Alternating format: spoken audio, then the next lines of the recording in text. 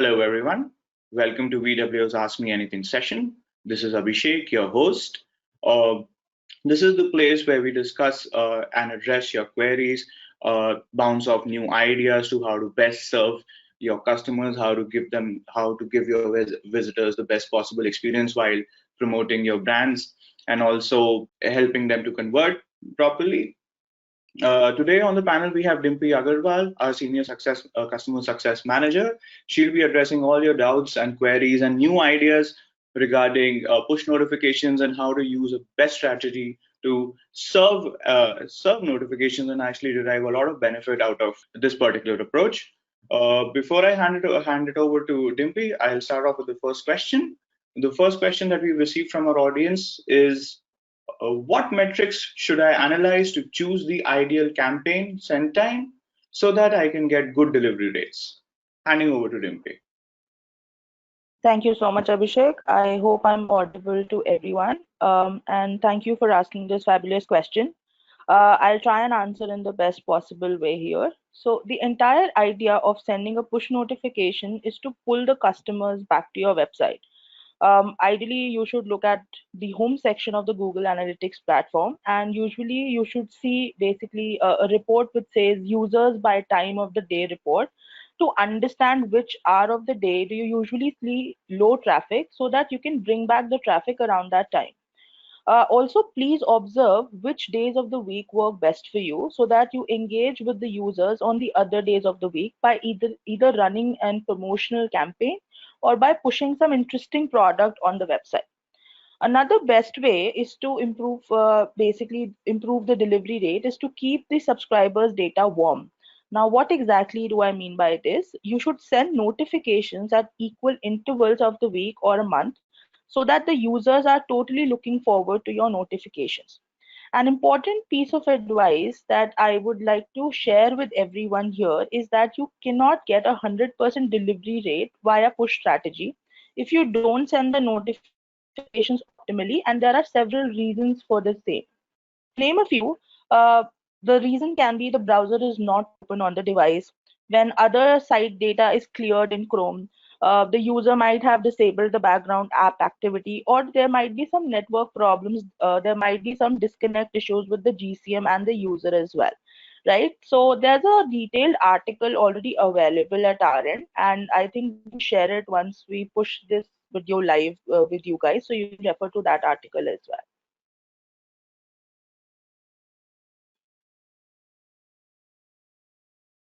Great, Dimpy. Thank you for the amazing response. I'll quickly sort of hold on before we move to the next question. If the audience currently has any questions or anybody wants to bounce off an idea relating to this particular question, hence we'll wait for a bit. Sure.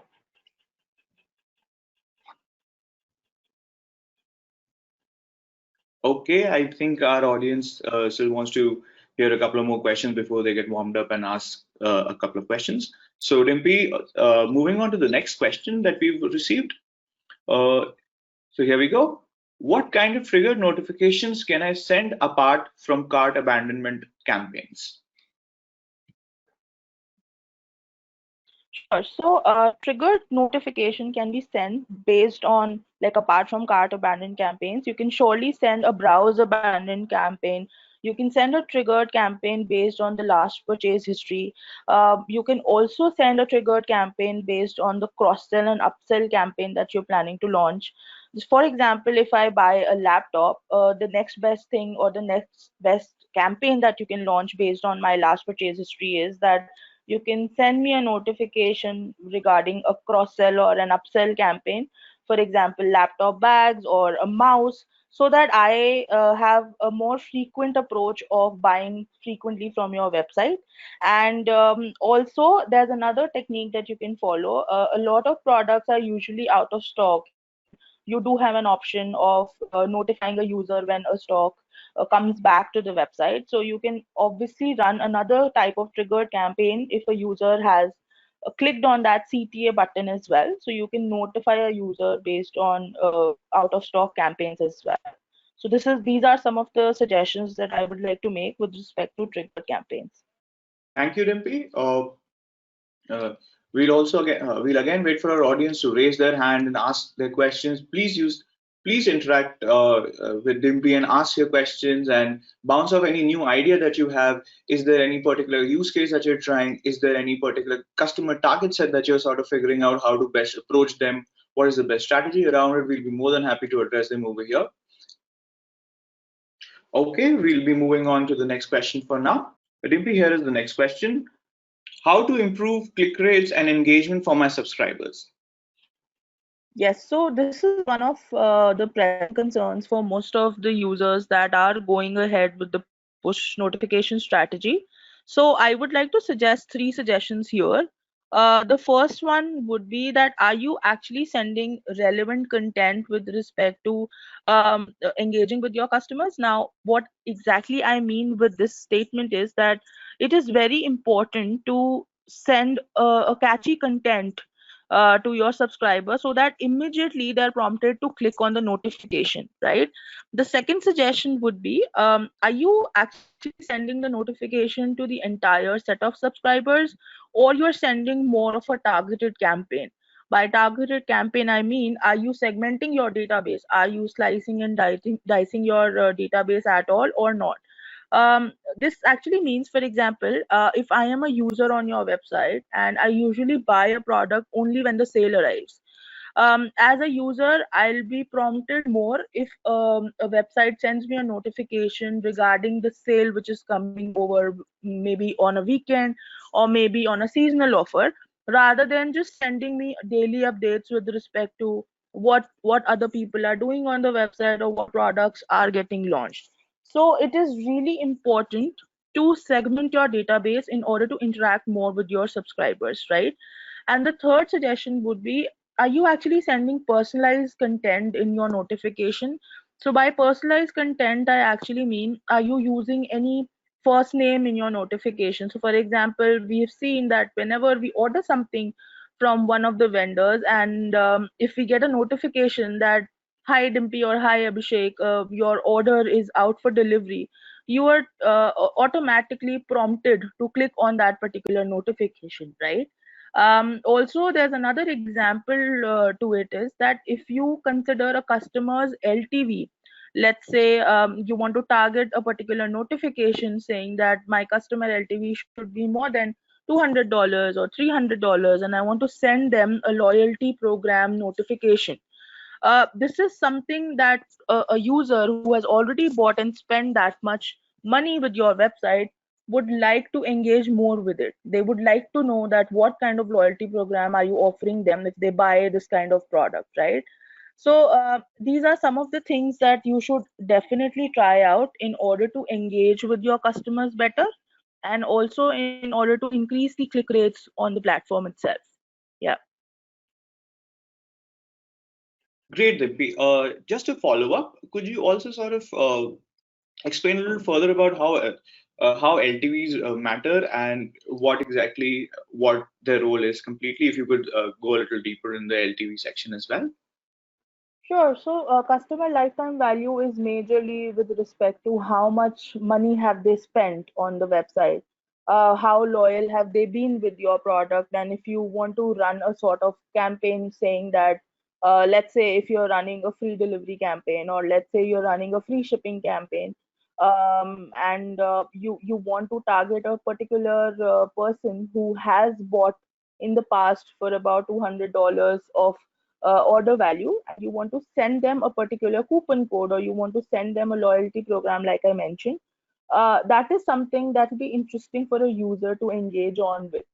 They actually get prompted with respect to that. They know very well that you already know what they are wishing to buy on the website, and also they feel a little bit more personalized with respect to the website is taking more care about what is going around and how they would react on the website. So this is something that I would like to suggest. Great, Dimpy. Thank you for that.